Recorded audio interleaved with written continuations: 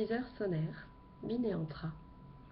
Il était vêtu d'une redingote bleue, tombant droit d'elle-même tout autour de son corps maigre, et sa casquette de cuir, à pattes nouées par des cordons sur le sommet de sa tête, laissait voir, sous la visière relevée, un front chauve qu'avait déprimé l'habitude du casque.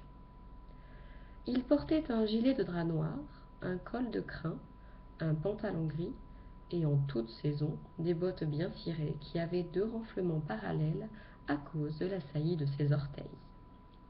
Pas un poil ne dépassait la ligne de son collier blond qui, contournant la mâchoire, encadrait comme la bordure d'une plate-bande sa longue figure terne dont les yeux étaient petits et le nez busqué.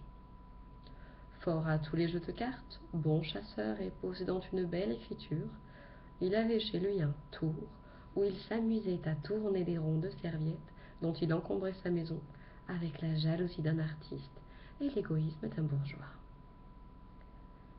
Il se dirigea vers la petite salle, mais il fallut d'abord en faire sortir les 3 meuniers.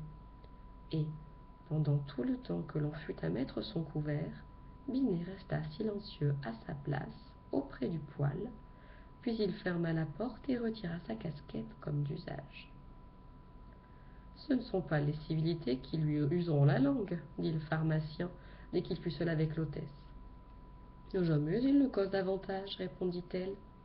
Il est venu ici la semaine dernière 2 voyageurs en drap, des garçons pleins d'esprit, qui contaient le soir un tas de farces que j'en pleurais de rire. Eh bien, il restait là, comme une alose, sans dire un mot. Oui, fit le pharmacien, pas d'imagination, pas de saillie, rien de ce qui constitue l'homme de société. On dit pourtant qu'il a des moyens, objecta l'hôtesse. Des moyens, répliqua M. Homais. Lui, des moyens. Dans sa partie, c'est possible, ajouta-t-il d'un ton plus calme.